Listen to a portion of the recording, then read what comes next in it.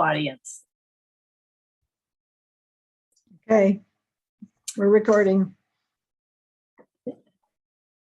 And I have to ask Claire, are you going to spotlight the people? Yes, I will. I am. Oh, thank you. Are you going, who's going to, is somebody going to introduce each person? Or, Marion is. okay, so I will do that. As soon as I can get the little pointy thing. All right, welcome all to the August 8th, 2021 Delta Wordweavers. So we appreciate everybody coming on these very busy days. They're busy, even though with COVID. I'm just like, got a lot of things going on here. But welcome one of all, and I appreciate the tellers who signed up ahead. So we have a special topic tonight and today, this afternoon, and we've got all guy tellers. So that'll be interesting. To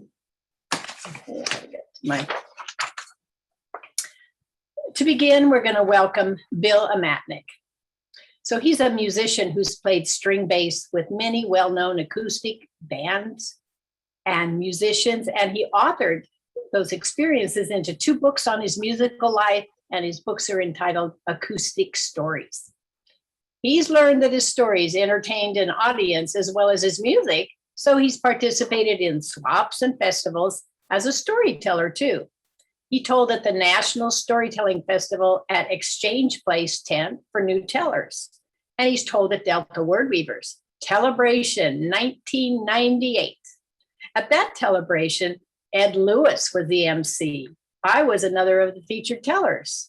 That's when Bill told us about falling in love with Mary Travers of Peter, Paul, and Mary at a Pickin' Bluegrass with the Grateful Dead's Jerry Garcia.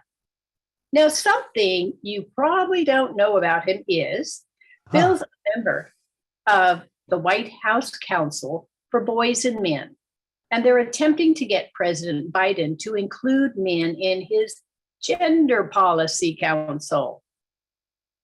Sounds like a good idea. Yes, thank you. Good. Yeah. Well, today, in his role as storyteller and author, Bill, tell us what sparked you to become an editor of what has become known as the Men's Issue for May 2000 of the National Storytelling Network's Storytelling Magazine, because I know that NSN sold 1,500 copies beyond their distribution to their 3,500 members that year. Yes. Tell us about that issue. Well, I was inspired to do it because NSN was going through a period of having guest editors guest edit the issues of their magazine. And they had done one called Red Hot and Cool Cool Mamas, which was by and about women in the NSN, actually women over 50 in the NSN. And I said, gee, I can only imagine that having assigned someone to do a women's issue, that they also had assigned someone to do a men's issue. So I called them up and asked them if that was the case. And they said, a men's issue. Oh, what a concept. So after some hemming and hawing and vetting of my credentials, whatever they were, they gave me the go-ahead to do it. And how did that lead to your latest book? It got published in 2020, and it's entitled Heart of a Man. Oh, we will have it. Well, the issue was very successful, and the people who were buying this issue, anecdotally, as far as I can tell, were women, sometimes buying as many as 10 copies to give to friends. And again, anecdotally, it appears that many of those copies they were going to give to men friends. And as I was putting the issue together, I thought, well, if this is a success, then I've got a book on my hands. And in my own terms, at any rate, the book was a success. And I started putting together the book. I put out a call for submissions, actually 2 calls for submissions that netted over 500 from around the world. And I put out a call to complete the phrase, a man is, in 1 sentence. And I got 100 submissions from around the world for that. Well, I love the book because how often do you get a man to stop fixing things, watching TV, not go hunting or play golf, and to sit down and write about a personal experience? Yeah. Don't talk as much as women do to share what they're feeling. They don't usually publish what they're thinking. It was refreshing and to hear directly from the guys their own experience. It really felt personal and I gained further insight. Oh, Now you good. have so many, all those submissions you talked about. How did you decide what to fit with your personal criteria for the book? Well, whatever personal criteria I had were blown away by the submissions. Each one was a surprise. Writing about a subject or writing about a subject for an angle that I had not anticipated. The stories were vetted on this basis. The story had to, in my opinion, not only show the man who was writing the story, but it also had to reveal men. We had to learn something about men. And I hope that all the stories in the book indeed meet that criteria. They show who men are. You did attract some very well-known tellers for the book, Yes. Gear of Hawaii. Now, he told at Delta Wordweavers maybe 10 years ago at our celebration, as well as 2 years ago, he came to Antioch, to the library, to our swap. Wow. And you got Ron Jones in your book. He's of San Francisco. He told at Delta Wordweavers in 1999 celebration, and he's known around the world for the WAVE, the Yes. high school social school experiment. And you had other national tellers who submitted to the book, including Bill Harley, Don Doyle, and Joe Armstrong. Yes. Yeah, I was very lucky to get some very good storytellers. Most of those people, maybe all of them that you just mentioned, were also included in the men's issue of Storytelling magazine. Mm-hmm. Well, tell us some things you've observed about boys' initiations, passages to manhood. I see. Well, an initiation is a life-threatening trial that the boy must undergo in order to become a man. Traditionally, at a certain age, he is separated from the tribe, especially from women, and brought to a sacred place where only another man or other men are in attendance. And then he must, again, pass this life-threatening, potentially life-taking trial. And if he survives this trial, then he is allowed by the tribe to take a wife. Are the passages at a certain age, always at a certain age? Well, the initiations. Well, the initiations, I don't know, probably happen in the young teen years, and they take place around the world. In America, I think they take place mostly in the country. I did not receive any submissions that showed these trials taking place in the city. It doesn't mean they don't. Who or what initiates the passages? Like the boy themselves or the parents or life events? Well, I think passages, I talk about passages as being turnstiles of relationships and experiences. So your passages may include who your father is, who your friends are. They may include first girlfriend, first intimacy, first wife, first divorce or divorces. It may include military service. It may include work. So there are many, many passages that men pass through as they continue the trip from boy to man. And it's very possible that manhood continues to evolve throughout a man's life, as probably womanhood evolves for a woman throughout her life. So tell us some stories now, maybe of a young man in contrast to an older boy in a passage situation. Well, are you ready to hear my first story? Yes, Dan Okay. Doyle and Victor. Okay. This story is by Don Doyle, a renowned story in American storytelling circles. Don lives in Mesa, Arizona, and he calls this story, Am I a Man Yet? Every fall, my family, my mom and dad and myself, would pack up the car and drive out to the rural areas, the countryside of Illinois, where we would go hunting for black walnuts.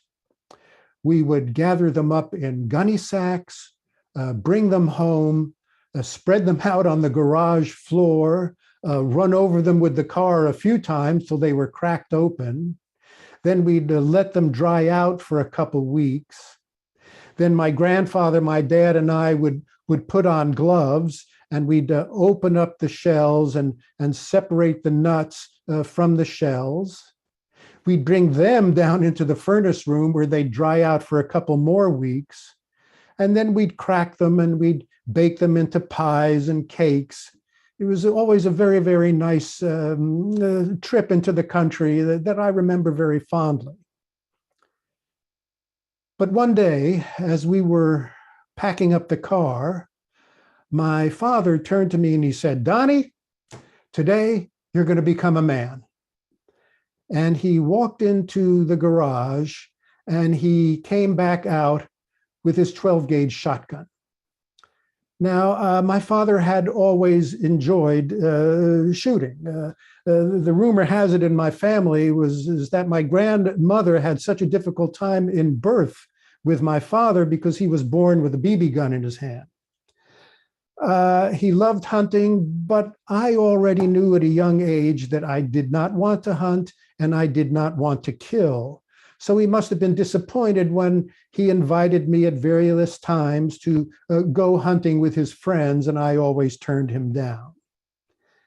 But on this day, when he emerged from the garage with his shotgun, he said, Today, Donnie, today you're going to become a man. And I knew that a certain trial, a certain passage was about to happen for me. We drove out into the country and started walking along country roads. And after about 2 hours, as my gunny sack was getting kind of heavy to haul behind me, my father stopped and he pointed to the top of the tree and he says, Well, Donnie, looky up there. What do we got?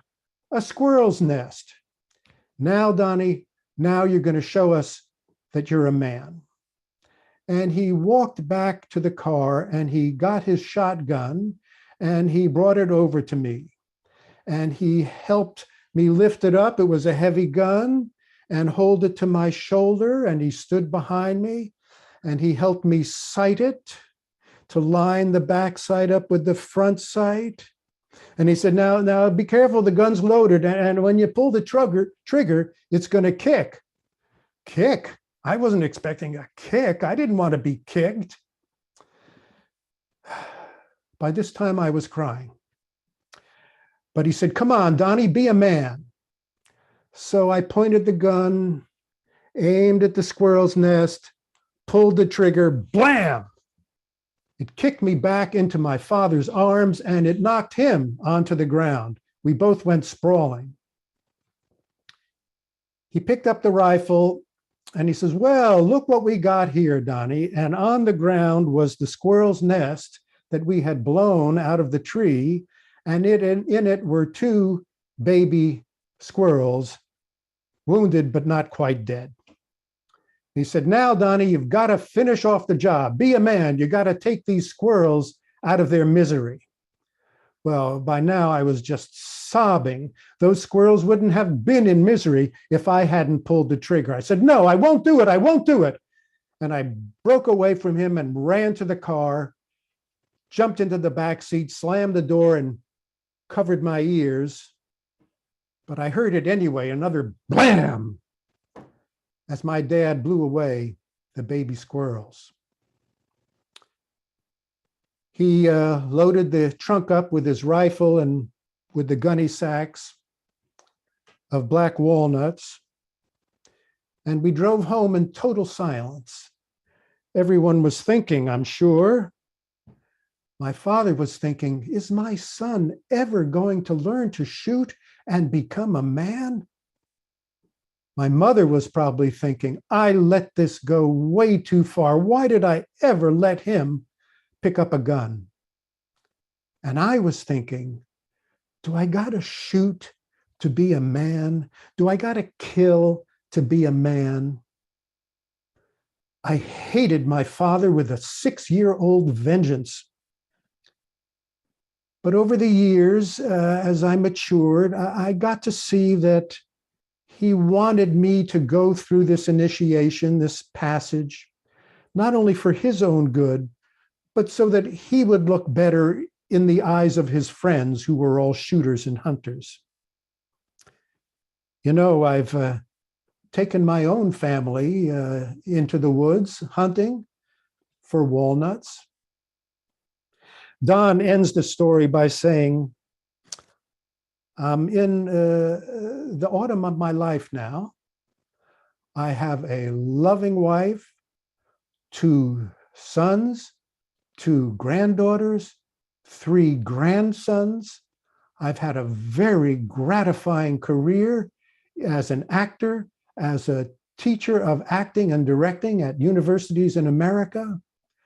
I have a large circle of friends who I love very much. It's at times like this when I feel particularly happy that I feel like looking up to the heavens and asking my dad if he's looking down at me. Dad, am I now? Am I in your eyes, Dad? Am I a man yet? Thank you.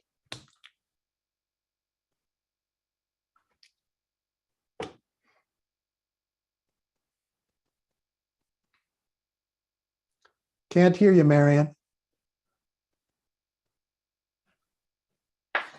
Here's another there you go. story to follow, but does somebody have any comment on Dan Doyle's story for the telling of it here? Thank you for telling it in first person. I like first person stories because they're just more powerful. They're more real, aren't they? Yes, Yeah. they're more real. Yeah. Emotion, you get into the emotion of that other person. And let's see. I found it very, very touching and showing the bind that men are in themselves. Yes, Sarah, I've heard similar stories by guys who had to go and shoot because their fathers wanted them to shoot, and to them this was their passage to manhood, and the son did not want to shoot at all. So this is a very, very difficult situation for a son who, like Don, wanted to please his father, wanted to show he was a man, but it was against everything he felt and believed in. Right. I'm from that generation of the hunter. And yes, it's very hard for the man, and not only hard for the men, but for the women who aren't included in the rituals. And then we had other rituals we had to be in, which is a splitting of, as my brother said to me when my mother died, you belong in the kitchen, I belong in the garage. And it's just an attitude. It's just there. Yeah. I didn't make enough of the role of Don's mother in this. She too stepped in at a couple of points and said, he's way too young for this. He's only 6 years old. For God's sake, what are you trying to do? But the father shooed her away, no, he's got to do this. So the mother tried to step in, but we were in the midst of a difficult male passage there. Think about his father on him. That father's father on him, the generations. I'm sure. This is for him. I'm sure, yeah. Yeah, we don't know that. Ed Lewis had a comment. Yeah, my father went through a similar passage with me, and I remember shooting 10 rabbits, had them all lined up, and he said, okay, let's take a picture now. And I just felt so bad. It didn't feel right. But I felt good. My dad was giving me praise. He told me later on in life that he avoided hunting himself, deer hunting with the businessman he was with. He didn't like to hunt, but he felt that he had to take me through that passage. Wow. On the way, one of the walk back, I saw a rabbit in the road, and I was 8 years old. I shot at the rabbit, and my dad was in front of me, and the bullet whizzed right past his ear. I almost shot him in the head. But peer pressure, and I thought about, today in gangs, there's going to be peer pressure to do the passage because there may or may not be parents around. But yeah, teen pesh. Okay, so you told a story about a 6-year-old. What's an example of somebody older going through that passage for your next story? Okay, this next story was submitted by a guy whose name is Victor Ainscow. Now, the way his name is pronounced does not look at all the way it is spelled.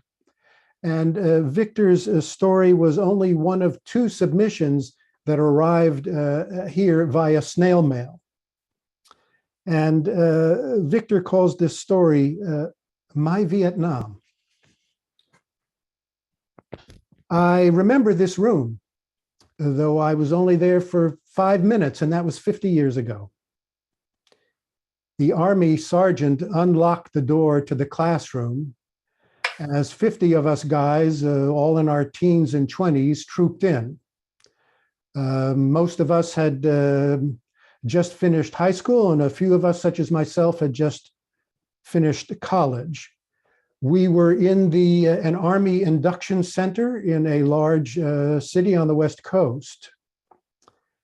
As we walked in, the sergeant, who evidently had been sent by Army's central casting, he was beer barrel chested and buzz cut, barked as we walked in, and he said, take a pencil from Lieutenant Doyle, take a loyalty oath from Lieutenant Smith. And we filed in and all took seats in the classroom, all 50 of us. If you were of draft eligible age in the 60s and the 70s, Vietnam was in the top of your mind. It was more important than school, than job, than career, than marriage, than love, than even sex. I knew already that I did not want to fight in Vietnam, feeling as I did that the war was immoral. So I took lessons from the American Friends Service Committee in how to legally evade the draft. The AFSC's overarching message at every class I took was, you don't have to go if you don't want to. And I did not want to. But the implications of that message were complex. Sure, if I were very lucky, I could evade the draft. But if I were unlucky, I might have to make a run to Canada, or I could end up in jail for 5 years. So there were a number of ploys, a number of things one could do to evade the draft. I tried one of them.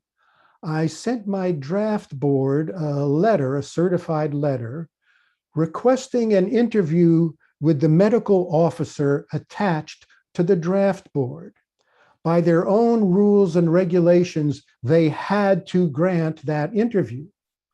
However, as the AFSC suggested, they never got back to me, leaving me with a legal card to play if all other efforts to evade the draft failed.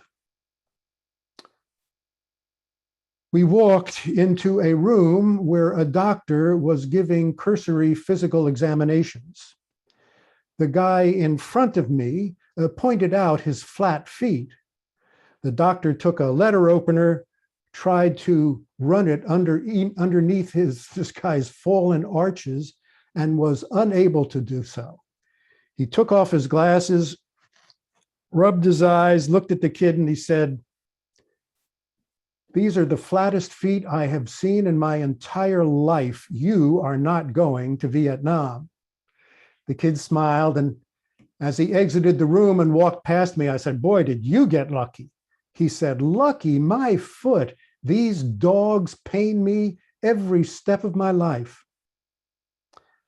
I was hoping when the doctor pressed his stethoscope to my chest that he would hear a hay fever rasp, but allergy season was over and evidently my lungs were clear. And he said to me, "You're good to go, young man." I said, "But doctor, I sent a letter requesting an interview with the medical officer of my draft board. They never even..." "Tell it to the judge, kid." I had one other card to play that day to evade the draft, and that was refusing to sign the loyalty oath.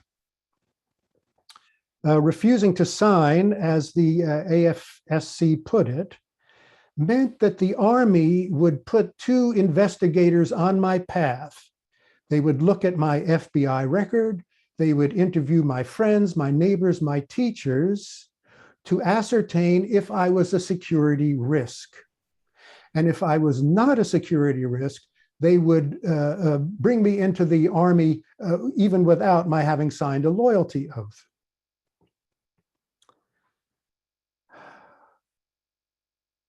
We walked into the room.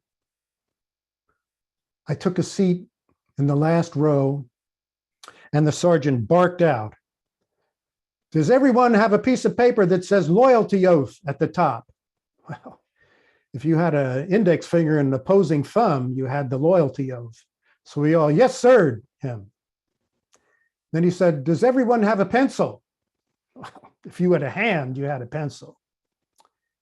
And then he said, "Pick up the pencil in your right hand." And I thought, wait a second, what if you're left-handed? But this didn't feel like a good moment to ask that question. The room was hushed in silence. He said, "Now pick up the pencil in your right hand and sign your name on the dotted line at the bottom of the document." The sound of 49 pencils scripting names filled the room for a moment. And then the room went silent. And then the sergeant said, "Has everyone signed the loyalty oath?" From the back of the room, after a short voice, a lone voice said, "No, sir." And 49 guys turned around to look at me. "Mister, will you sign the loyalty oath?" "No, sir, I will not." Woo, a low murmur went through the room. "Pick up your pencil and at the bottom of the piece of paper, write a statement saying you refuse to sign and then sign that statement." Well, the AFSC had warned us of this ruse. We were not to put our name anywhere on this piece of paper. "No, sir, I will not." A few holy shits skittered through the room. "What's your name, mister?" "Ainscow, sir." He picked up the roster. "Victor Acecoff?" Rarely had my name been mispronounced so badly. "Yes, sir." "Acecoff, do you know what I can do to you if you refuse to sign this loyalty oath?" "Yes, sir. You can keep me here for 72 hours, and then you've got to let me go." "Is that a fact?" "That's the law, sir." "All right, everyone, class dismissed. Hand me your loyalty oaths as you leave." I was the last one to exit the room, and the sergeant glared at me as I handed him the oath. An hour later, my 2 years of draft evasion efforts came to a head. We all lined up at a desk where a lone sergeant sat with a roster. We each told him his name, and he told us what our draft status was. There were 3 statuses, essentially. One was 1A. 1A meant you were eligible for the Army and you would probably be called up for boot camp in 2 weeks. One was 1Y. 1Y was a temporary deferment. You would not have to join the Army unless there was something like a full frontal war with China. Well, none of us thought that would happen. And then the other one was 4F. 4F was a deferment. You would never have to fight in the Army. Mr. Flatfeet had just received a 4F. But in general, that day, there were very few 4Fs and very few 1Ys. I got to the front of the line. What's your name, mister? Ainscow. He looked down the list. Victor Ainscow? He had pronounced my name perfectly. Yes, sir. Ainscow, you're 1Y. Next. I staggered away from the desk, dazed, laughing. One of the guys who had been in the classroom came over to me. He said, "Hey, buddy, can you help me? They just gave me a 1A. I said, "Look, call the American Friends Service Committee as soon as you can, and good luck." I took a bus home, ran a hot tub, raided my dad's liquor cabinet, poured myself triple Scotch rocks, and downed it in 5 gagging gulps. I remember lowering myself into the tub, putting a rolled towel behind my neck, closing my eyes. Dusk was falling when I was awoken by the cold water in the tub. My Vietnam was over.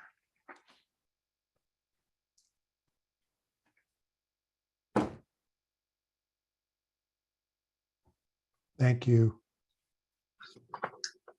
Thank you, Bill, so much for those stories. Now, they're both in The Heart of a Man, so if you want to hear more of such stories, we will have it.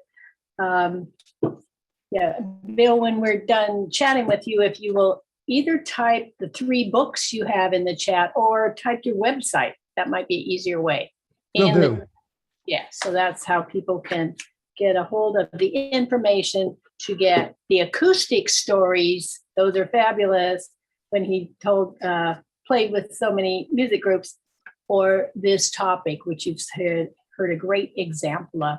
Any comments on this particular story before we move on? Seems like most of the guys here would have had Vietnam issues one way or the other. Well, some have been there. I did, Bill, but anybody else who joined us later didn't hear me talking about my dad, being arrested because he was a member of the Communist Party. And when I registered for the draft, they must have hooked my name up with him because they just sent me a 4F card in the mail. Wow. I had 3 or 4 shots of good scotch. Yeah. Mm-hmm. They didn't want to take you because of your dad. Yeah, I didn't even have to go in for the pre-induction physical. Yeah. Out of the blue, I got a 4F card in the mail.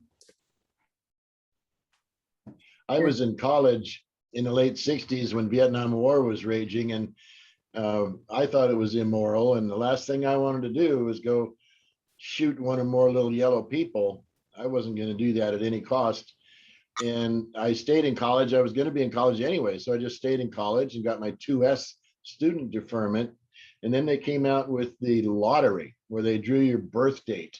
My birthday came up 363. So they would be drafting old men and boys before they got to my number. So I didn't have to go.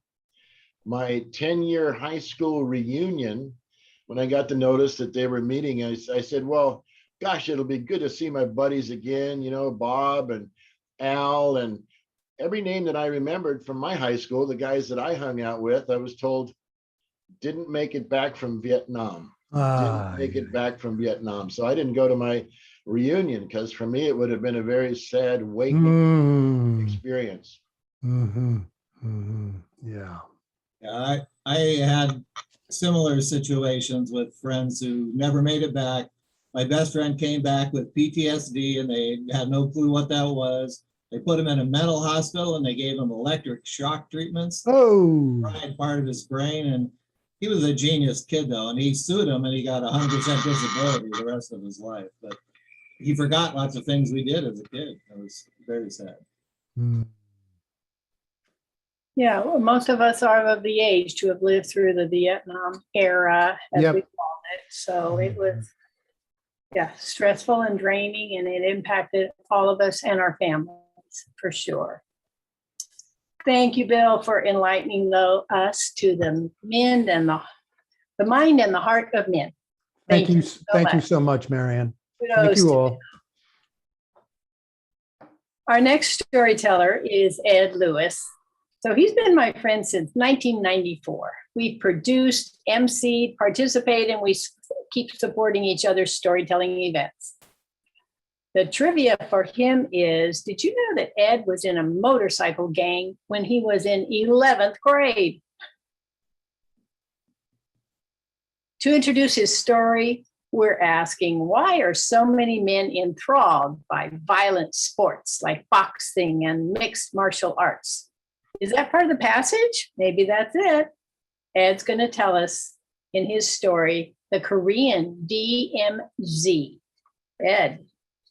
So my story is really a follow-up with Bill's story. Yeah. There it goes. Hell no, we won't go. Stop the war in Vietnam. Hell no, we won't go. Stop the war in Vietnam. I was a college student at the University of Washington in Seattle, and we protested the Vietnam War for the entire time I was there for 4 years. The last 6 months, though, before I got my degree, I got my draft notice. But I had decided that I was not going to Vietnam, no matter what. I didn't have a problem joining the military and having military duty, but if I got orders for Vietnam, I was not going. So I got drafted, went to Fort Lewis, Washington, in an infantry unit. And then orders came down. A up to my name went to Vietnam. My name to the last two guys got orders for Korea. And the reason was because the current dictator's granddaddy, Kim Il-sung, had captured one of our naval spy ships. Of course, we said it wasn't a spy ship, but it was, and they had 29 hostages. You might remember it, it was called the Pueblo.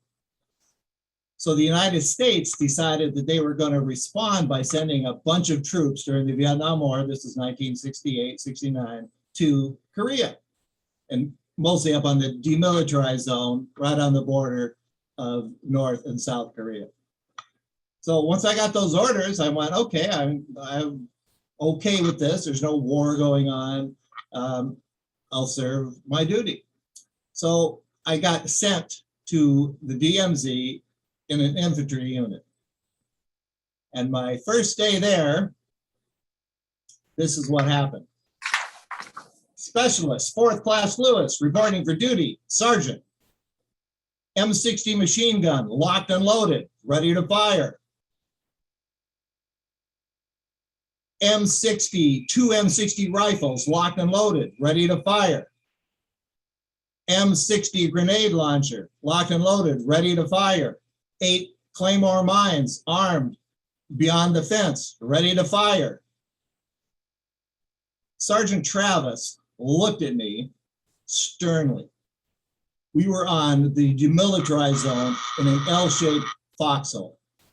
It was 20 below zero, snow was everywhere. And he looked at me with this like just stern look, and then he guffawed in this huge belly laugh. And he said, well, I see Major has filled your head with all this propaganda about how we're here to save the world and stop the North Koreans if they do decide to come down and have a little conflict with us.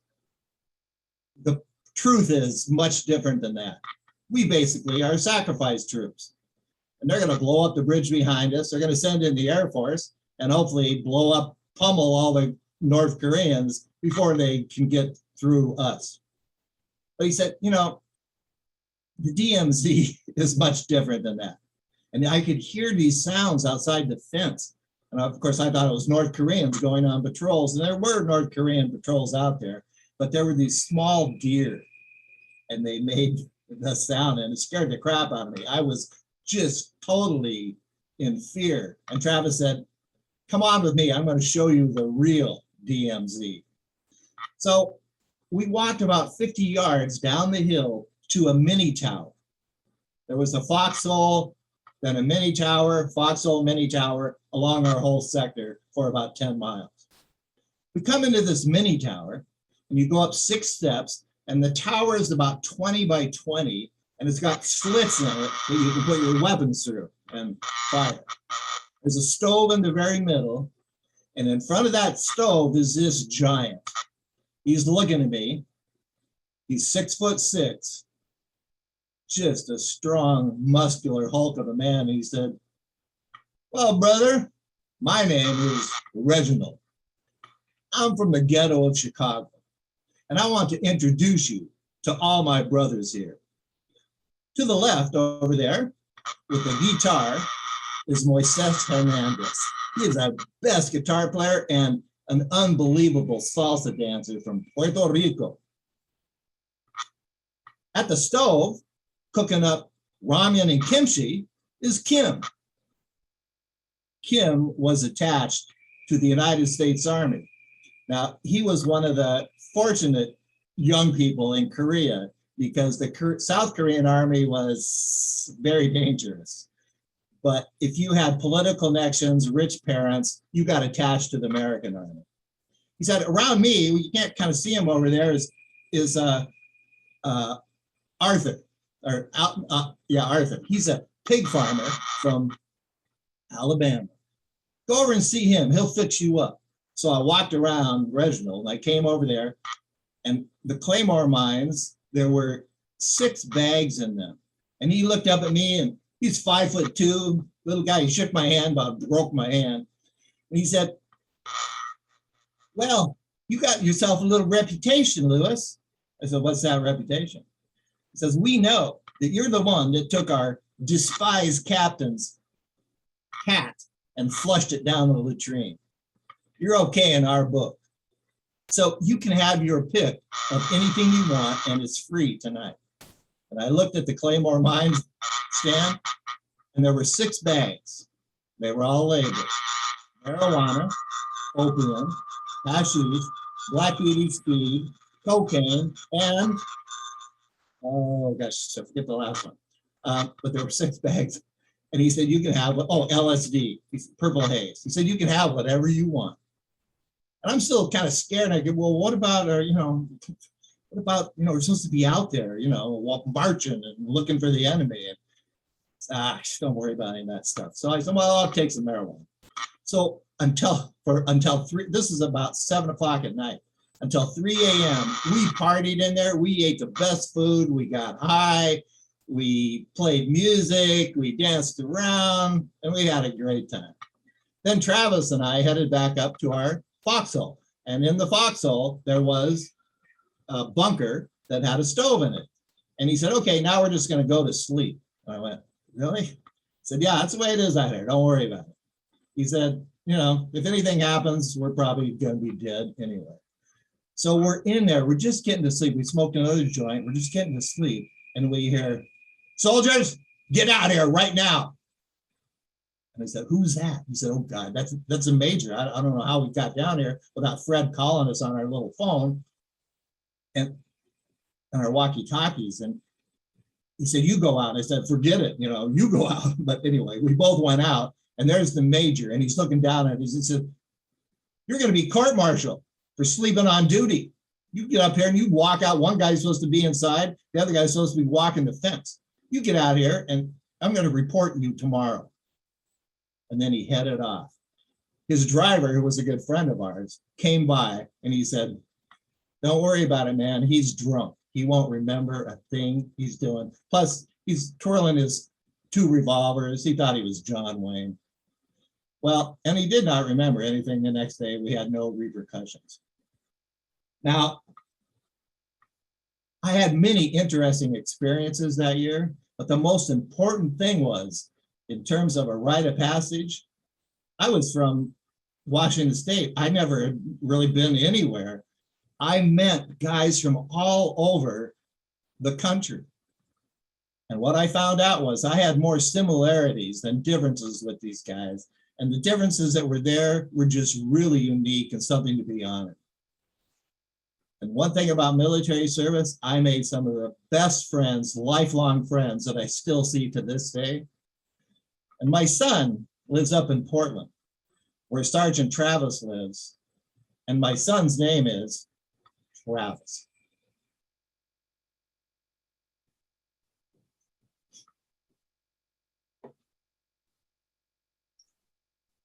Thank you, Ed, for that story. Thank you so much. You're welcome. Thank you. Anybody have a couple comments after any story here? You'll need to unmute yourself. Raise your hand and mute yourself. Yes, this theme of returning veterans who and the guys they served with became lifelong friends. But the other thing I notice is that guys who had to fight in Vietnam, had to shoot people in Vietnam, it's marked their lives. It has marked their lives. I have a friend who served in Vietnam. I said, Vietnam was the most pivotal time in your life, wasn't it? He said, absolutely, absolutely. He's still suffering in his own way from post-traumatic stress disorder. Yes, and many are. My cousin is, affected for life. And he lives in the veterans retirement home in Yountville. Oh, yeah.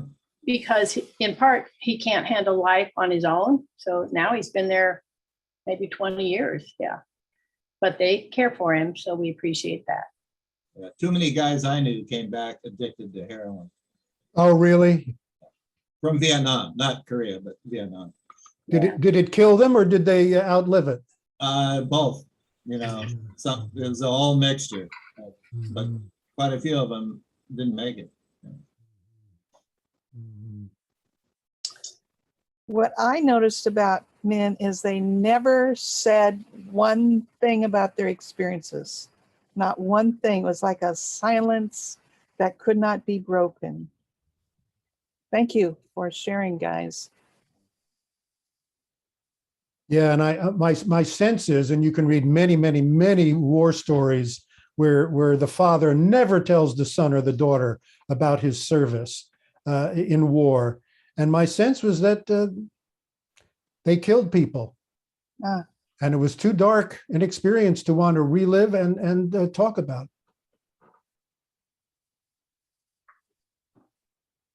Ed, thank you very much. Yeah, you're welcome. Okay, we're going to change up a bit, but talking about families here, John Copping is next. Get ready for John. And we welcome John. Now, he's been attending Wordweavers for several years, and he's appeared in the local theater musical productions of Spamalot and The Robber Bridegroom. And he's participated in local readers theater groups. He has done plenty of solo traveling to contribute his traveling stories to SWAPs, including ours. But today he's going to tell a family story about he and his sister. They were faced with moving from Michigan to California. That's over 2,000 miles for them as siblings. Well, we find relationships with siblings, they evolve throughout the years. I know it has with my siblings. So here is John's story. John.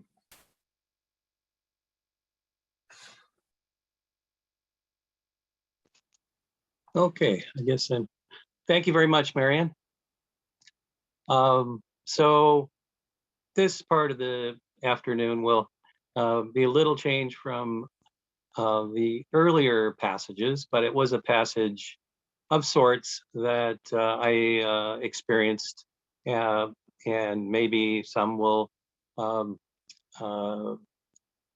remember maybe a similar kind of thing that happened to this.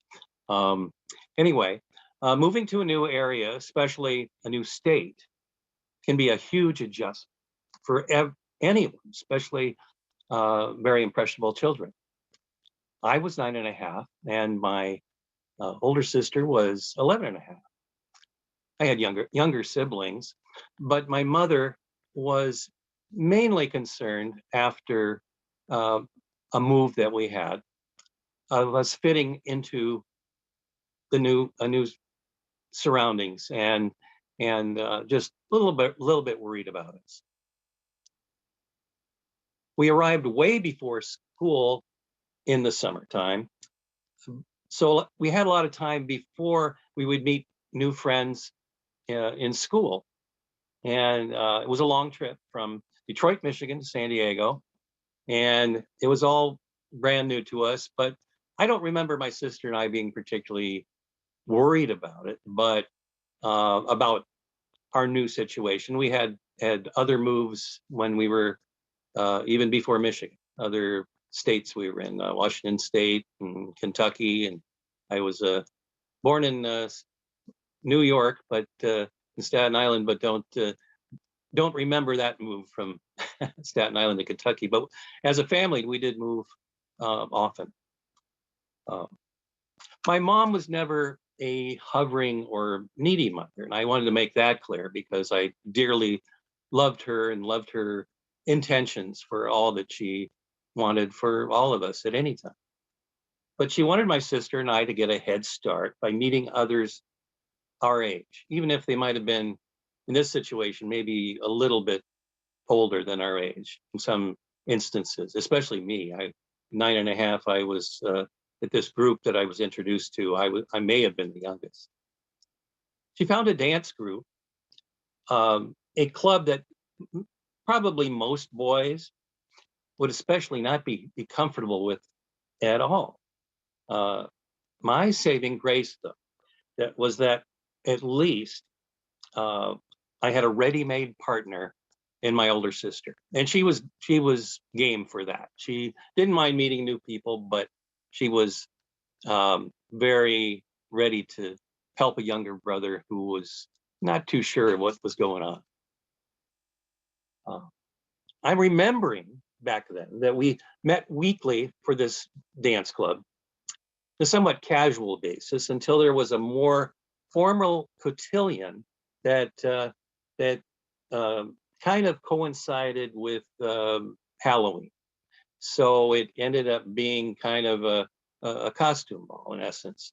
And so that was the first big thing. Before that, on a weekly basis, there'd be some dances we'd learn. And from what I can remember now, my sister and I just pretty much were dance partners. And there might have been some things where we mixed in with other people and did if it was a Virginia reel or something else, maybe we did some stuff like that. But in terms of my memory, it was just my sister and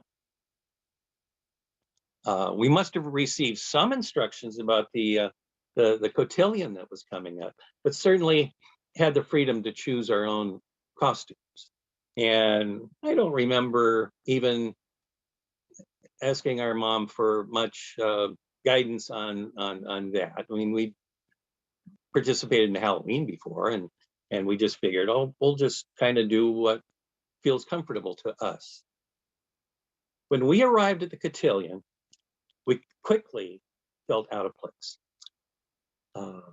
My sister Chris was dressed like a witch with store-bought scary fingernails that were put on kind of amateurishly with tape.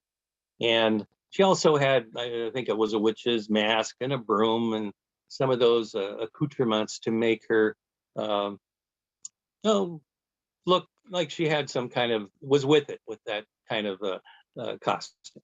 Not terribly scary, but I thought it was all right as a little kid. And then I did, what might feel like something out of Peanuts or something, where I came in as a ghost, and I just basically had a sheet with holes cut where the eyes could see out, and maybe a few other decorative things, markings on it or something, just to be more than a white sheet, but not much more. So it was pretty basic. Most of the others came as in what my sister and I often remember as Marie Antoinette or Bluebeard or something like that. They were very dressed up. Maybe for that time was even a rental outfit that was something we wouldn't even consider. But and they were a little bit older than us, is what I can remember. I mean, they're closer to my sister's age, but they were the kind of outfits that, where they'd have the mask that you hold up with a stick, and for the eyes, and then just kind of have a certain air about you that maybe trying to be like an adult. And whereas I don't think my sister was trying to be like an adult, and I certainly wasn't. How I was dressed, and I just, I was there for some fun, but I kept trying to go with whatever was happening.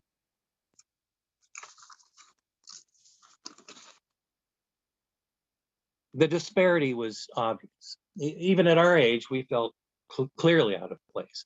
Yet, to this day, I don't remember any pain as such. It's often been like a memory that my sister and I look back on and laugh about. It makes us think it was a time that we definitely had the best intentions of our mother and father.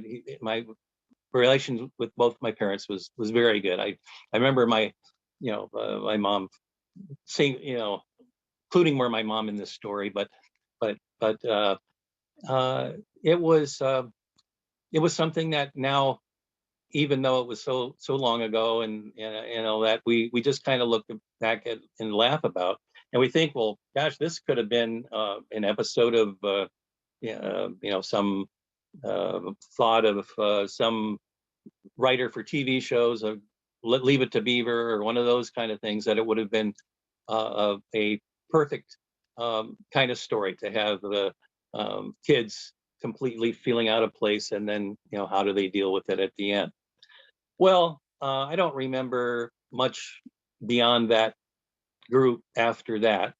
At that time, Chris and I were already in 7th grade and for her, and 5th grade for me. And we were quickly getting adapted to our new friends. And to this day, my best friend at the time when I lived down in San Diego, his name is Guy. And he's we don't see each other too often. May see each other at a high school reunion coming up soon, but he's still my best friend. And I had other friends too that grade and beyond that have been very close. And so the dance cotillion was more of a it was a passage of sorts, maybe between summer and then school, and then a little bit after school it started. But my sister and I just think of it in terms of a kind of a funny episode that was just one of the steps of things you go through, maybe to please your mom, maybe to try to gain that help from a older sibling, sister or brother, and kind of write it out and learn from it and laugh and take it from it learn from it what we can. Thank you. Thank you, John. Yeah, my mother put me in a dance class. I think so I could learn proper etiquette. Yeah, it was 6th grade. Dance with somebody. I'd never done that before. So yeah, these things the parents put on us, you know, you should do this, but they're trying to help us. Any other comments for John's story, Ed? Yeah, there is no way when I was a young child that I would ever consider dance or any of our boy friends. None of us would consider dance. And of course, if you did, as we got into high school, it meant you were gay, and gay was a horrible thing. Oh, And really? there was no way that you wanted to show any gayness. Now, my son, when he was a young man, when he was 19 for a birthday present, I gave him 10 dance lessons, private dance lessons. Ed, you're buzzing. Do you know that's your microphone or something? Okay, yeah, the fan's on. I'll turn that off. But anyway, he became a man. He learned how to dance and met a lot of women. Thank you, Thank Ed. you.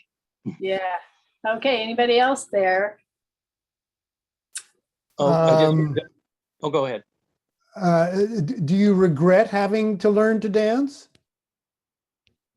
Oh, not at all. I mean, I love to dance today, and didn't feel a stigma about it. I suppose maybe just attending dances and maybe being kind of a wallflower.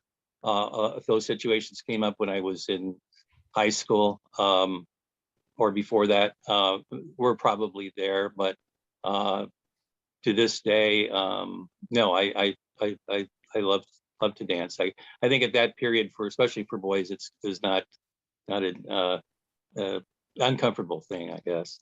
Mhm.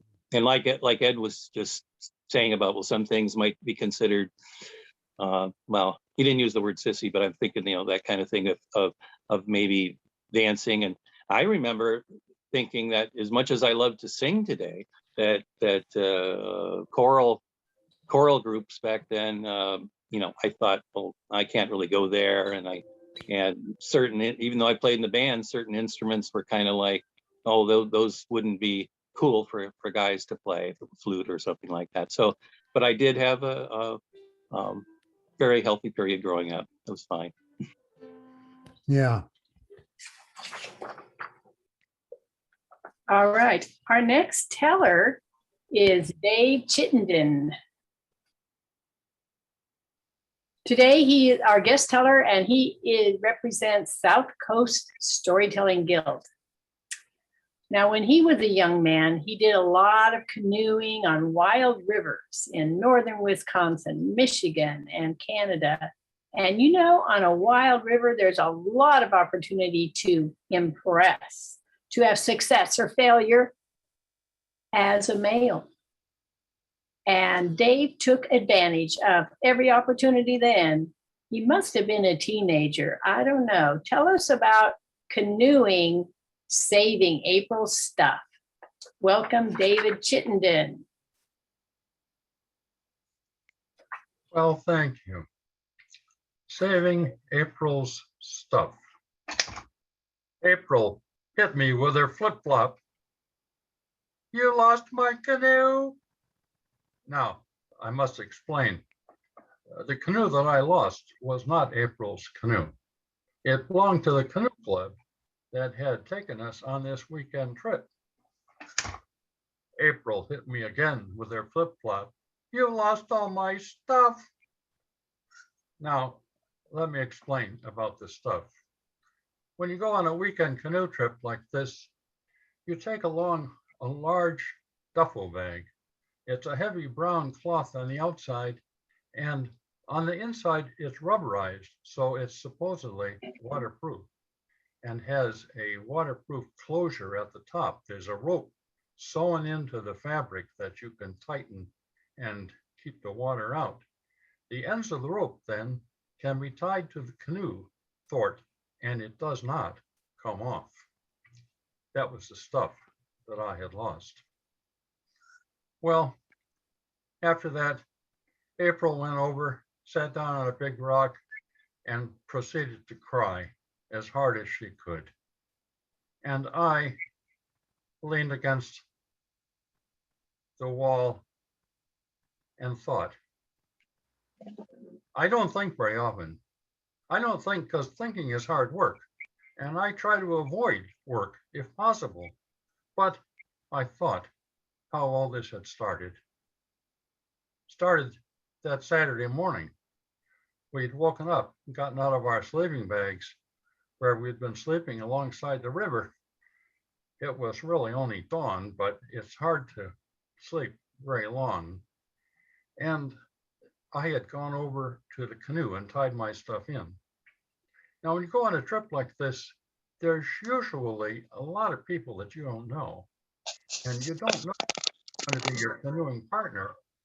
I was fortunate that I often had a girl who canoed with me, and this time April came over and said, "Can I go with you?" Well, of course, she could go with me, yes. So we went. We tied our stuff into the canoe.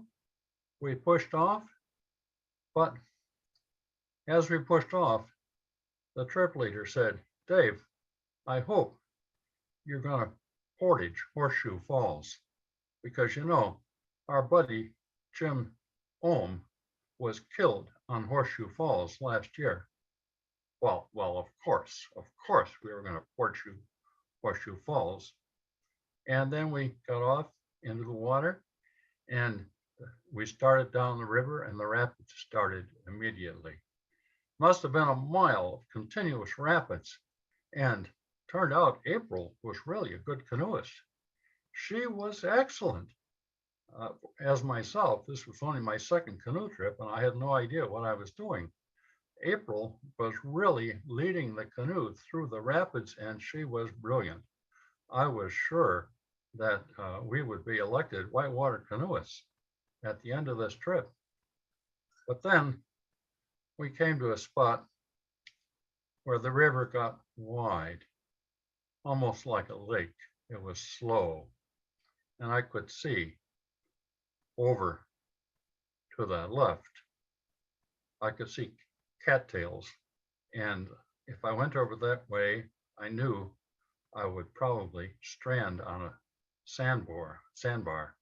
So I went over to the right, and the water was moving more quickly over there. I got into that quick stream, and then I started to hear that thundering, pounding, hammering noise. That means there's a falls ahead. And I knew we had to get over to the right-hand shore as quick as possible. So I yelled to April, "Paddle hard!" And she yelled, "Why?" And I yelled, "Paddle hard!" And she yelled, "Why?" But she did paddle hard. We both paddled hard. And we ground up onto the pebbly shore just before the entrance to the canyon. Now, there were standing waves in the river, and they started to fill up the back of the canoe. That water is heavy. It was pulling the canoe back into the river. I walked forward to try to bring weight forward in the canoe, but it wasn't enough. I yelled to April, "Get out!" She yelled, "Why?" I yelled to April, "Get out!"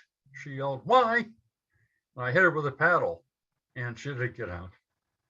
But as I lost control of the canoe and the river sucked it back, April pulled her flip-flops out of the canoe. That's when she hit me with the flip-flops. Now, when April had cried as much as she could, and she was no longer able to cry, I said, "Now we'll go and get your stuff." "You can," she said, "you can't, it's gone." But we did.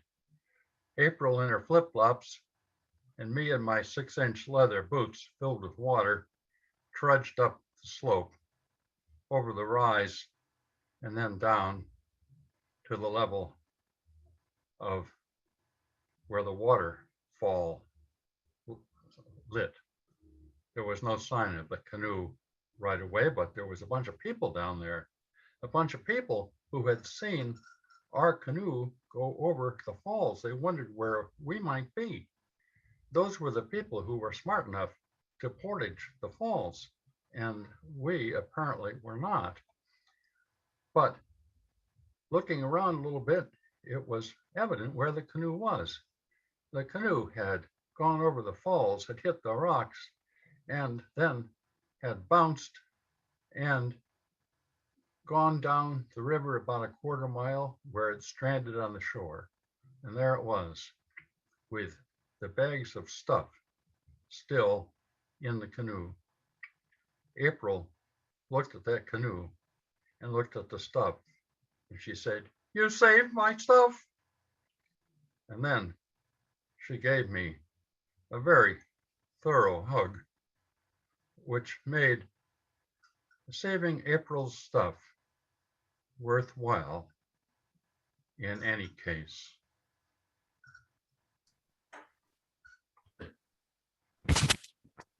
Great, David. Very nice. A rite of passage that was. He did it. And he got a hug from the girl. That's a rite of passage right there. Yeah, that was awesome. Okay, any other comments? Because we are going to go to a break. Okay, we're going to do a 3-minute break here. I see 3:20, 3:21, 20, 21, 2. So about 3:23 here. Just take a little break and we're going to pause. And now we continue with our storyteller and our program today. We have 2 more tellers, and the next one is Mark Berry. So he has spent many days literally when he was knee-high with his grandpa. His grandpa was a cowboy when he was young. His grandpa told him stories and sang him trail songs about his riding ponies, herding doggies from Oregon to St. Louis in the rail yards, to the rail yard stories. So grandpa could sing and tell and accompany himself on the harmonica. Mark was enthralled and he heard lots of stories, but he never told stories till people really said, till he was older, in his 60s. And people would prod him, "Mark, you must have some stories." So we're going to ask him to dig down in there, Mark, and tell us a story today. Thank you, Marion. I was born and raised in San Francisco. And in the 50s and the early 60s, it was the place to be. You could, for a nickel, you could take a streetcar, a bus, or a trolley, and you could go anywhere in San Francisco. And since it's water on 3 sides, it's not a big geographical area. It was a perfect place to grow up. And so I was still there when I was 19. I graduated from high school. I started college. And to put myself through college, I got a job working swing shift at the world headquarters of Wells Fargo Bank. And the thing about working swing shift when you're still a teenager and starting college is that when you get off work around midnight or a little after that, all your friends are asleep. And now it's time for you. You want to have maybe a beer, maybe a pizza, maybe smoke something. And well, because of the fact that all our other friends were asleep, we connected. There were these 3 guys who worked there. And when I came on board, and they were kind of hanging out together, and I kind of became the 4th musketeer, and I hung out with them. And well, it was time for me to move away from my family apartment and get my own place now that I had a job. And I thought, I could get another studio apartment in San Francisco, which each of those guys had a studio apartment. They were not inexpensive, but they were small.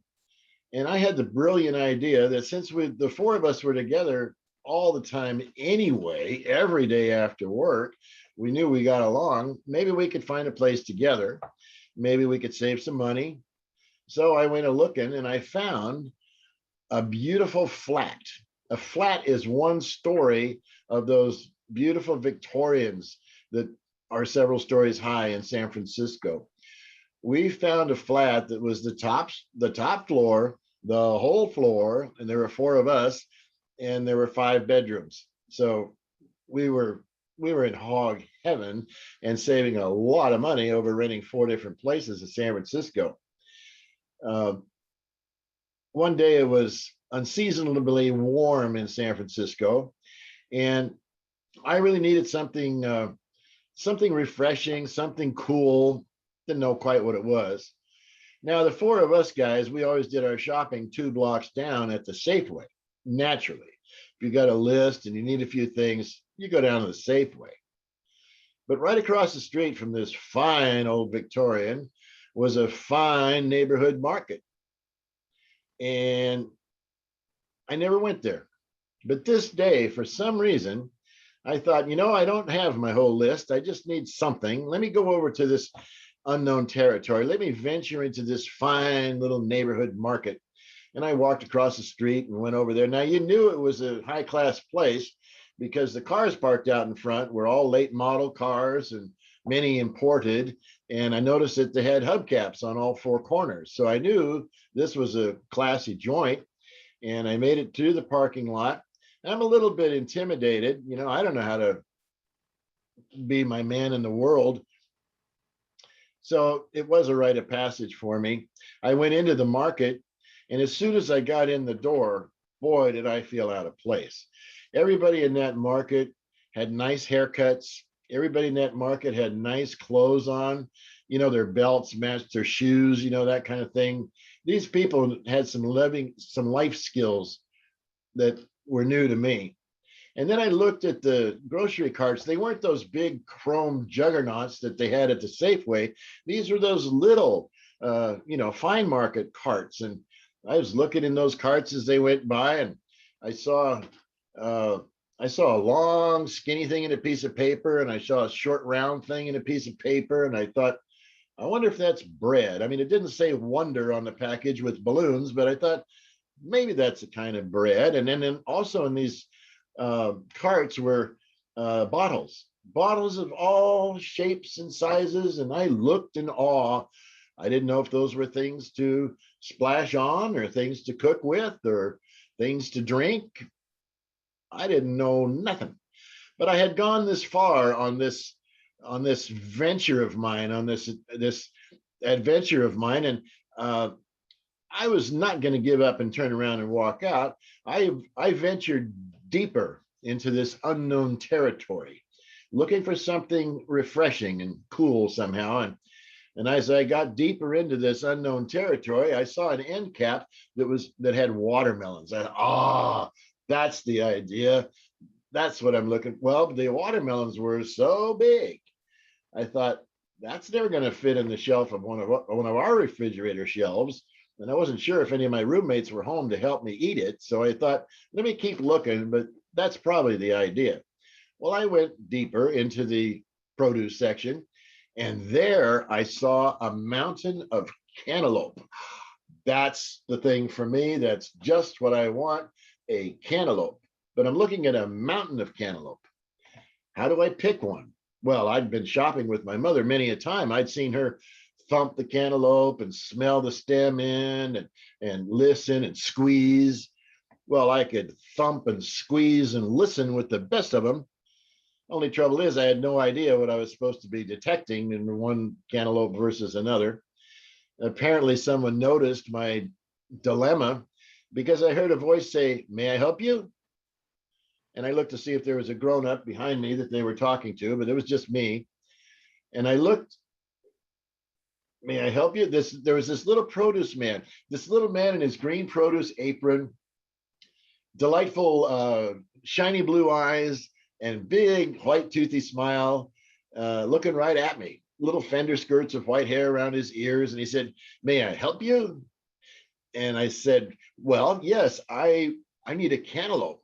And he said, "Just a minute, I'll find the very best one for you." And this little groceries man, he went to squeezing and thumping and smelling every cantaloupe in the mountain of cantaloupe. And if I didn't feel self-conscious enough already, here I am in this fine market with these grown-ups, and I'm getting all the attention from the only clerk I see in there. And by the time he was at it for a few minutes, I was thinking to myself, just give me a cantaloupe, I'll be on my way. Anyone will do, And he kept thumping and sniffing. And finally, he turned to me, holding it in both hands, like the pearl of great price. And he said, here, this is the best one. This is the one for you. Well, to tell you where I was at in that stage of my life, I actually said to him, but if you give me the very best one, what about the next person that comes along? And I swear his blue eyes twinkled brighter, and I swear his white toothy grin was even wider when he said to me, I'll help them find the very best one when they arrive. And he turned to stacking his bananas. Well, now I'm left with this precious thing, the very best one for me. Well, I couldn't just drop it and go away at this point. I had to go buy it, and it wasn't, they didn't have a quick check line there. There was 3 carts. There were 2 checkers and 3 carts each. So I got to stand there with this precious thing. I got to stand there holding the very best one. And for the first time in my life, I explored some ideas with myself, ideas like worthiness, deserving. And it was quite a moment for me, as you can tell. It was over 50 years ago, and I'll never forget it. Well, I finally got to check out with the very best one. And as you already know, I'm sure that was the best tasting cantaloupe I've ever had before or since. And now I was thinking about myself in a new way. I was thinking about myself as a person who maybe has some worth in the world, maybe deserved some of the goods in the world, and thoughts like that. Now, I lived there for several months beyond that point, and anytime I had a little extra time between the streetcar, between school and home, I would often go to that little market, and I'd walk down the front and I'd look up the rows to see if that little produce guy was there. I never saw him again in my entire life. So now I'm left wondering, was that some kind of an angel that popped in that day to help a young man begin to find his way into manhood? Or was that some kind of an angel that maybe served thousands of people in that little produce apron for 25 years? Well, I don't know. But I know when my time is up and I get to leave this life and I get to go to the hereafter, if they let you look in the book of records, that's the first thing I'm going to look up, is to find out the nature of my relationship with the gentleman that I now consider my grocery store guru. Thank you.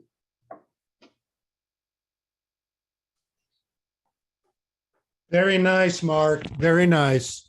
Thank you.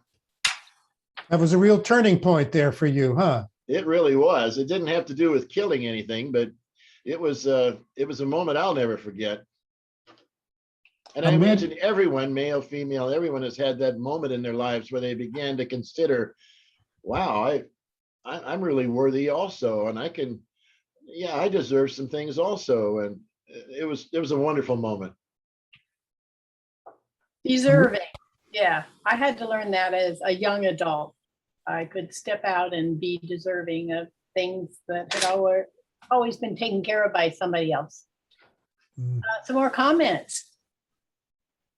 I'm reading a book by a guy whose name is Earl Hip, and it's called Man Making. And this book is about how boys these days are unknown, unseen, vilified, attacked, ignored, and that they're just aching for some man to come along and say, you have worth. And it sounds like that's what happened to you that day, Mark. So good for you. It did. And I think I see you there, Bobby. I think that's one of the, maybe one of the reasons that young people join a gang, because their family doesn't support them in that way. And if you join a gang, at least you're a member of something. At least you're part of a clan of some kind. And I think we all need that. And if we don't get it from our community, we might look places that might not be our best choice. You had a comment, Bobby? Yeah, I was going to tell you, it's an elf. A little elf came to visit you, and they're everywhere. I had a spiritual visit when I was about 5 or 6, and I was scared to death. Yeah, they're there. I believe you. Wonderful. And Mark, was this guy dressed like someone who worked there or not? Absolutely. He had on his little green produce apron. And I see. he was there. He was the produce guy, at least that day, but I never saw him again. So he might have been just there for me in that moment. I don't know. Well, he was there for you. Absolutely. That's what you know. That's all you need to know. But I'm curious. I can't help being curious. That's right. Thank you, Mark. How old were you? 19. Just Oh. moving out of, just graduated high school, just moving out of the folks, just starting out to step some steps on my path as my own person. Yes. You know, Okay. 19, you know everything, you absolutely know everything. And you really don't know anything. And that was one of those moments that helped me be humble. Thank you, Mark. Moving on, our other teller is Rick Roberts, and he's retired from a multitude of careers, different years doing different jobs, but currently volunteering for many things. He's on the SAC membership chair committee. So we appreciate him for the work he does for SAC. And he's involved in efforts to bring social justice to storytelling to Middle America. He's helping us with our SAC storytelling events in living color. And he'll tell us about that in a bit. But first, let's see. Oh, there's something you don't know about him. He was a leather worker, one of those careers. And he worked on the beaded leather jacket that Jimi Hendrix wore at Woodstock. Claim to fame. All right, Rick. His story, though, today is about men, hunting, and the coming of age. Rick? Thank you, Marion. This will be a good bookend to Bill's introductory stories and to some of the stories in between as well. And just so you know, the virtual background behind me is from a little throwaway camera that I used in 1967. And this is actually where this story takes place, just so you know. Okay, so at the age of 16 and 17, we're usually in transitionary years, so somewhere between boyhood and manhood, if you're a man, the time to begin thinking about the future, maybe SAT tests in college, or if you're not planning to go to college, what the hell am I going to do after high school? But I decided to eliminate all that fuss when I was 16 years old. I just quit school and I left home. Not that I knew exactly what I wanted to do with my life, but I knew what I didn't want to do. And I didn't want to live with either of my parents any longer. But I was lucky because I left home a hippie, and we hippies didn't have to plan for the future.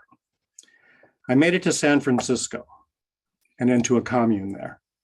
And I found ways to make a few bucks here or there, sometimes legal, sometimes not, but those are other stories. The first two friends that I had were John and Greg. They were both 17, a year older than me. And towards the end of that summer, we decided to drive down to Big Sur in John's old pickup truck and camp out there for a few days. We ended up at the Willow Creek campground. Some of you might have passed that by, and we slept out on the beach that night. The next morning, we followed the creek into the woods, and we ran into a guy by the name of Ed Jones. Now, Ed and his wife, Linda, had a gold mining claim along the creek, a placer mine. It was about 3 miles back from the ocean. They panned for gold, but mostly they were just hippies living out in the woods. We spent the night with them. And Ed told us that there was an unclaimed mining claim about an hour's hike straight up the mountain. Yeah, straight up that mountain.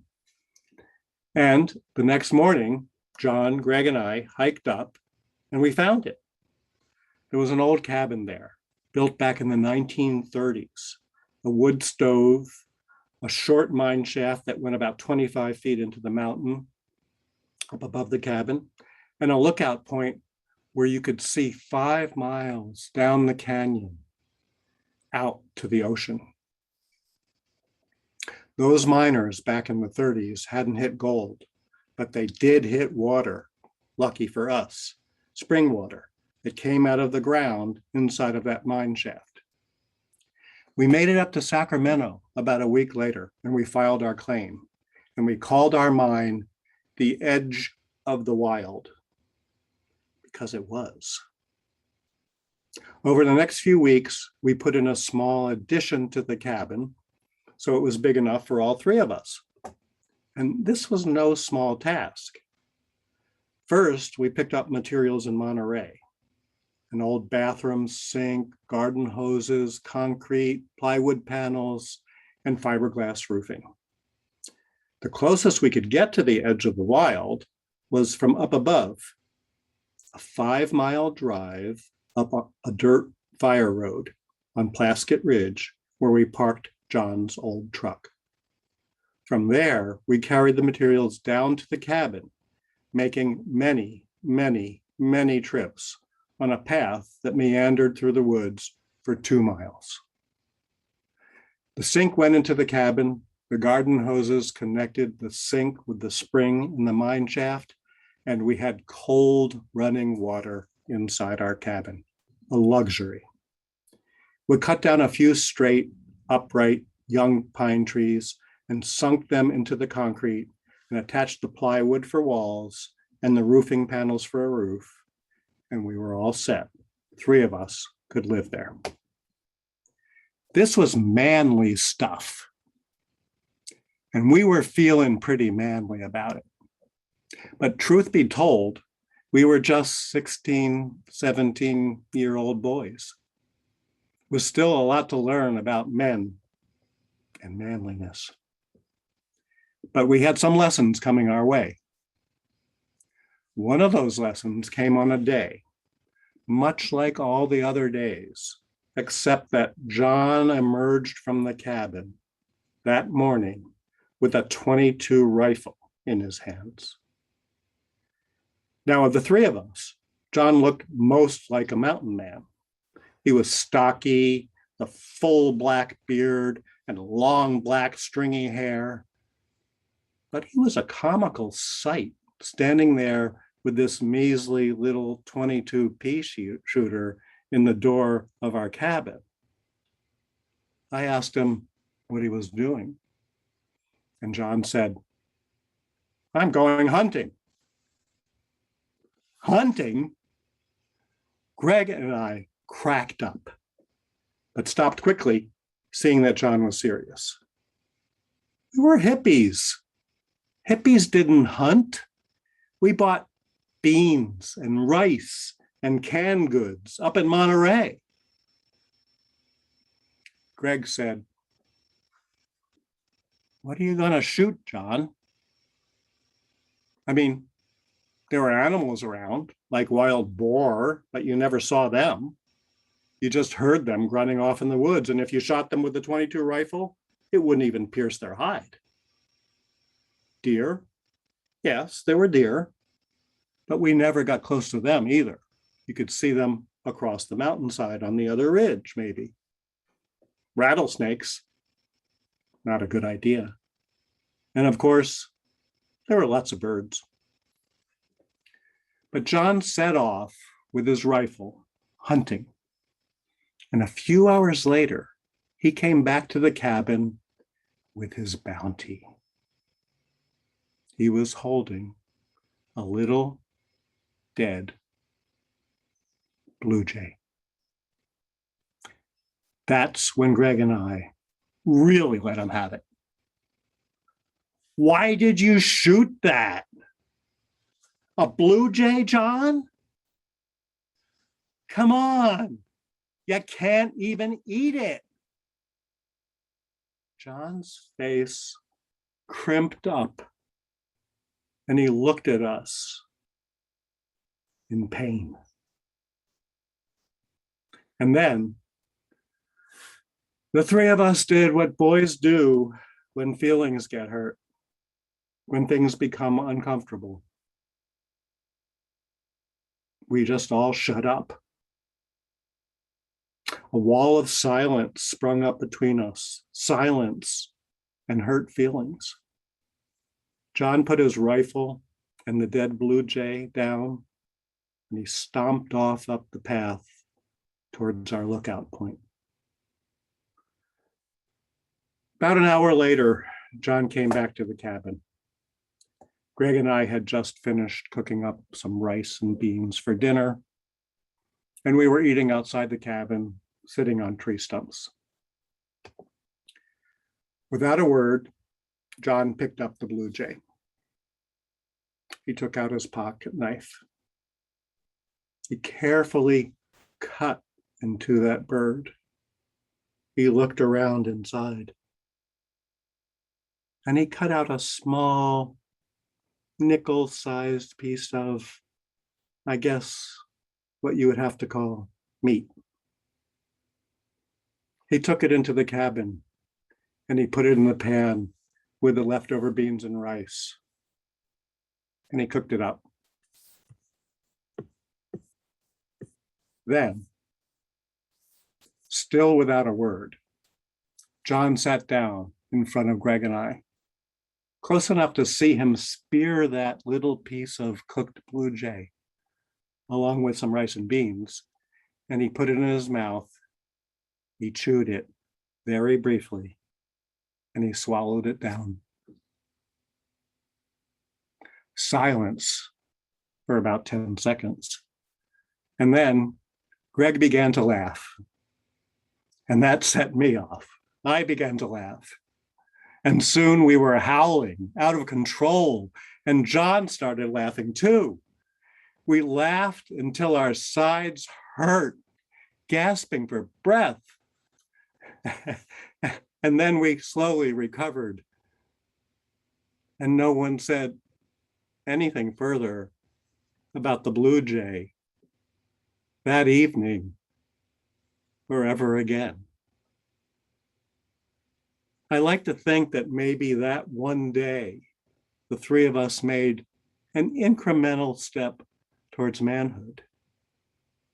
True, we still couldn't communicate with each other in words, but we had learned how to, without words, ask for forgiveness, and with our laughter, accept that forgiveness. Thank you.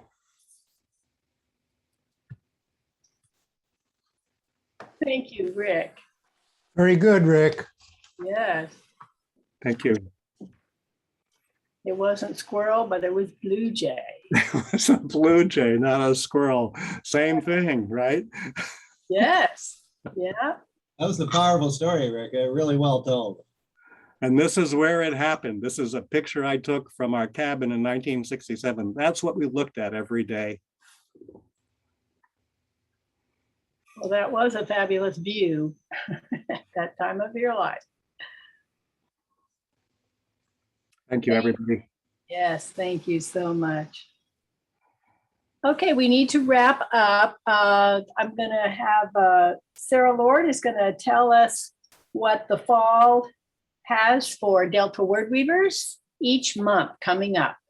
Sarah Lord, tell us about that. Okay, Delta Wordweavers continues on the same Zoom link for the rest of 2021.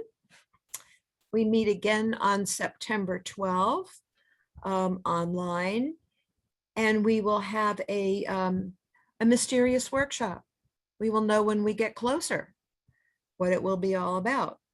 Then October 10th, the topic for all will again be mysterious stories, poems, and ballads. And for Celebration, that's still a mystery also. So when we get the details, we will let you all know.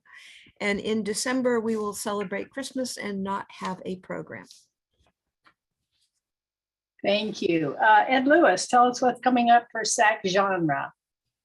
Okay, so we had a very successful year of genre storytelling, a different genre every month, except for November when we all focus on celebration. So we're starting the cycle over again in August, August 18th on Wednesday.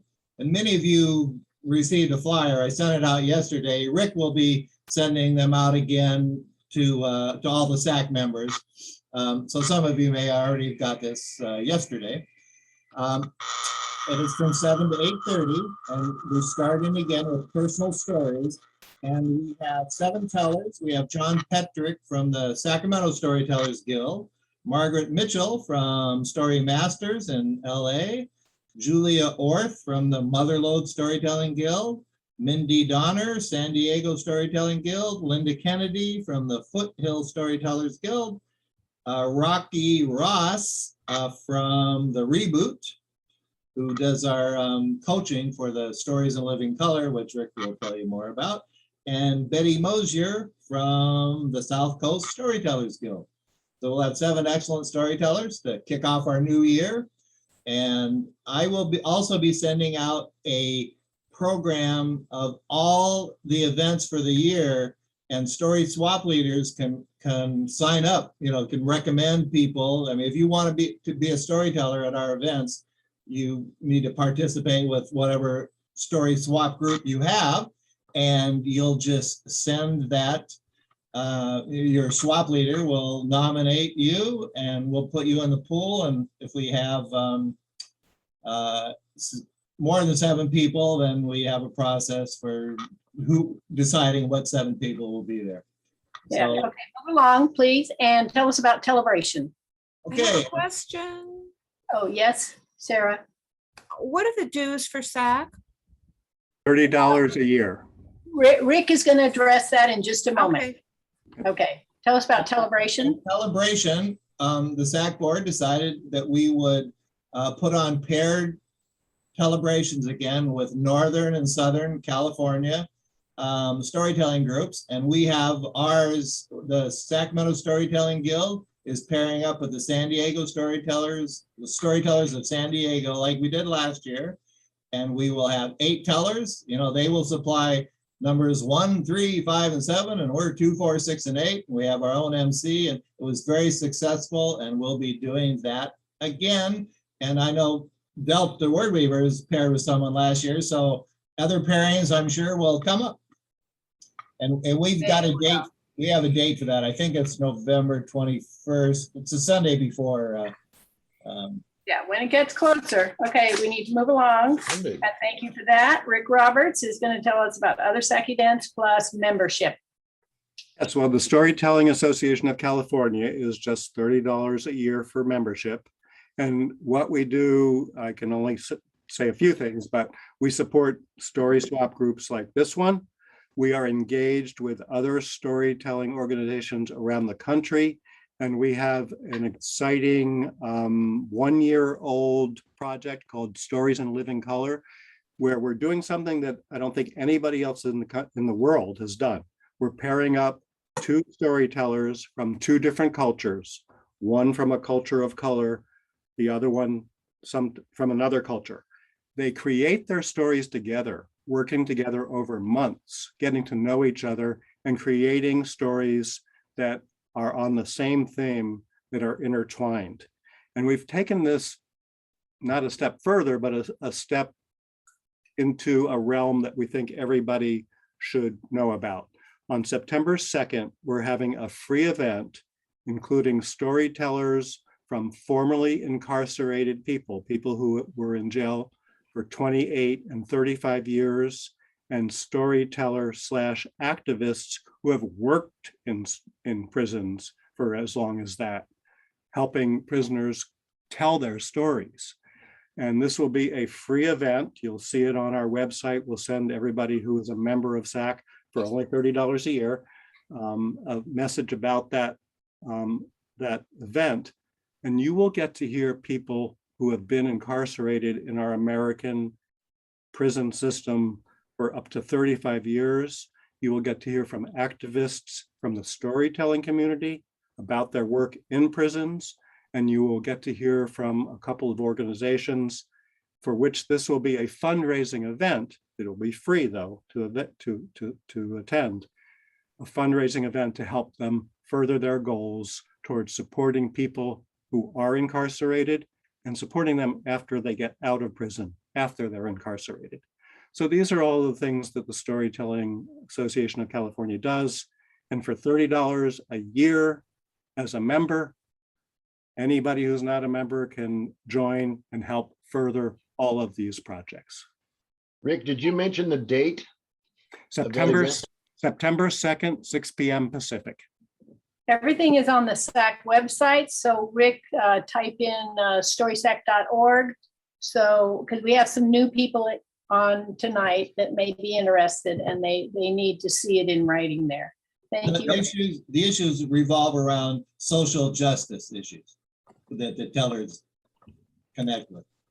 Yes, the Stories in Living Color project is meant to bring the stories from people of color who are not heard much in our country to the fore, but they're joined up with people from other cultures so that they can compare their experiences in America, in their cultures, whether it's Black and white, Asian, Hispanic, LGBTQI, and others, so that we find a common ground.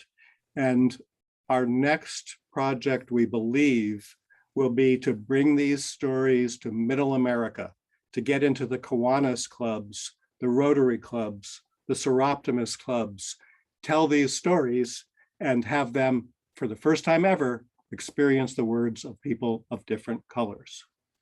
Thank you. Thank you. So let's see. I will only take announcements of specific swaps quickly, coming up just within this month. Well, the Sacramento Storytelling Guild is having their event. We're teamed up with And your fan just continues to buzz when you're on. Sorry. Oh, really? Oh, well. Is it near your microphone? No, never mind. Okay, keep going. We got to get off. Okay, well, Mark or Linda, tell us about the Sacramento Storytellers Guild. It's the 28th. Do you know about it? Well, anyway. I'm more a Foothill member, but I do often listen and speak at Sacramento. It's on the, I think it's on the third Saturday and it's on the of each fourth month in the Saturday. afternoon. The fourth Fourth, yeah. Saturday. Okay, you two- take it 2 away, o'clock. Linda. I'm sorry to talk over you, Mark. I'm so sorry. It's on the fourth Saturday. I think it's 2 o'clock. And they're meeting. I'm not sure if they're going to meet in person. That's up. We don't know yet. But meeting at the Poetry Center in Midtown Sacramento. And I think it's going to be hybrid if they can pull that off, and Zoom also. The last time I And- tried hybrid, it did not work well, so I think they might be going back to Zoom. Was one Okay, thing I that heard. sounds good. That sounds good. Okay. And the theme is Lost and Found. Okay, all these things can be found on the SAC website. So we just encourage people to go there.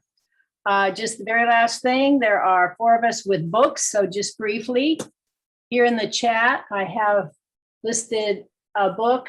So I'm one of this anthology. So those of you have heard me tell Amy Minnie, she is in this book, a snake that snuck about the Delta in 1935. So this is the book I'm part of. So that's mine. And Bobby, just tell us briefly what it's about in 2 sentences. About my personal observation living in what I call male dominant world, which we saw some of today. And I'm floating underneath there as a female, my personal observations. All right. Thank you. Sarah Ward. My book is obviously for kids, little ones who are very sensitive to noises, where these 2 kids are waking up in the middle of the night and they go talk to the motorcycle to please be quiet in the middle of the night when he goes to work. Yes, written for essentially special ed kids that are very sensitive. So that's an important book for them. And Bill Matnick, show us one of your acoustic story. Well, this is the 2nd edition of Acoustic Stories. It's called Pickin' for the Prez and Other Unamplified Tales. I was in a band that did a gig for George W. Bush at the home of George Schultz. It was quite hellacious. And this is the latest book, an anthology of men's writings. and you can find them both at heartofaman.net.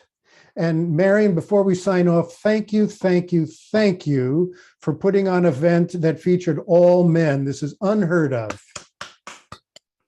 Okay. Thank you, one and all. Thank you for coming this afternoon. Oh, Ida's got something. Ida's got a book. Unmute yourself, Ida. You're muted. Unmute. Can someone unmute her? She's got it.